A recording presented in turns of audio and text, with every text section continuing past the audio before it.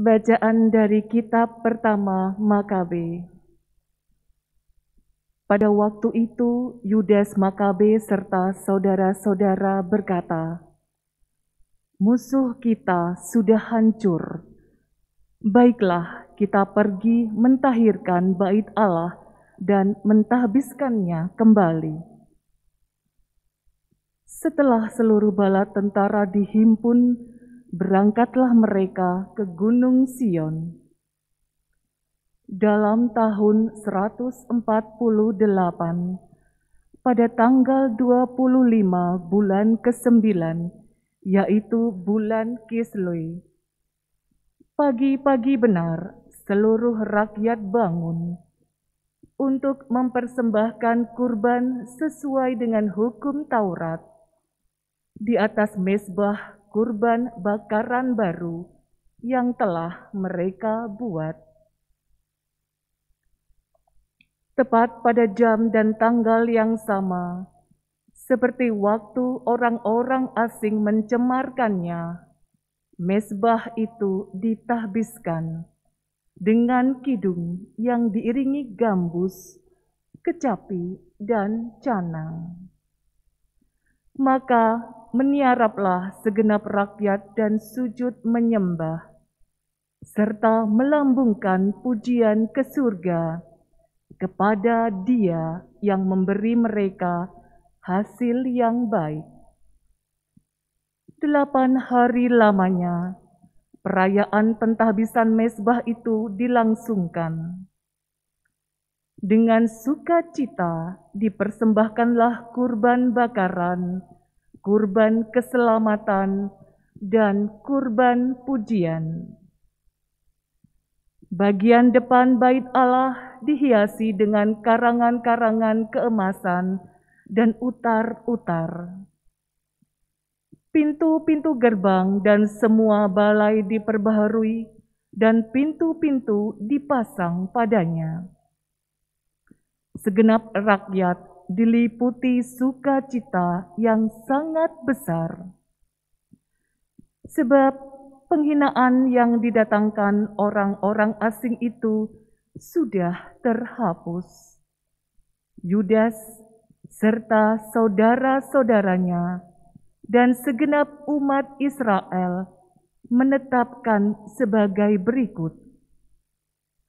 Perayaan pentahbisan mezbah itu tiap-tiap tahun harus dilangsungkan dengan sukacita dan kegembiraan 8 hari lamanya, tepat pada waktunya, mulai tanggal 25 bulan Kislew.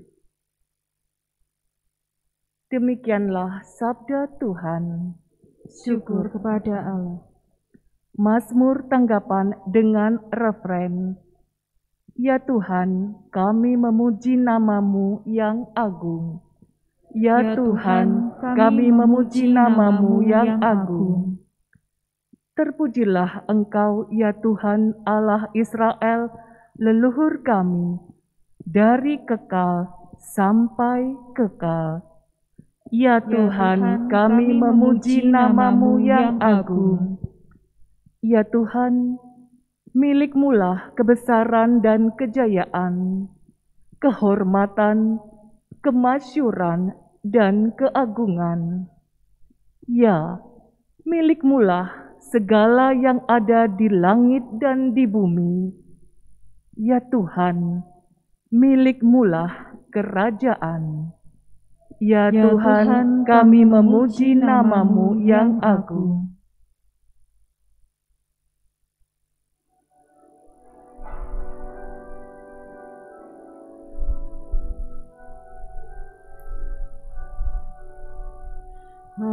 Haleluya,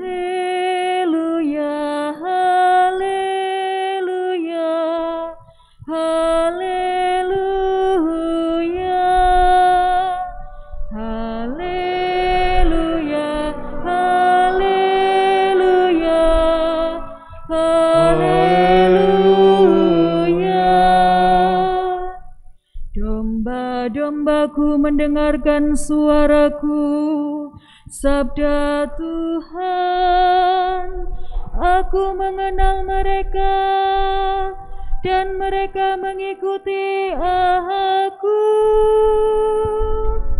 Haleluya, haleluya, haleluya, haleluya, haleluya, haleluya.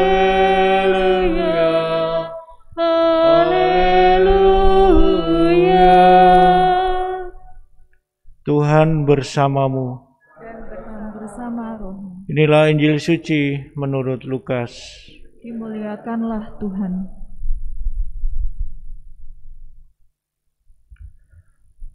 Pada waktu itu Yesus tiba di Yerusalem dan masuk ke Bait Allah.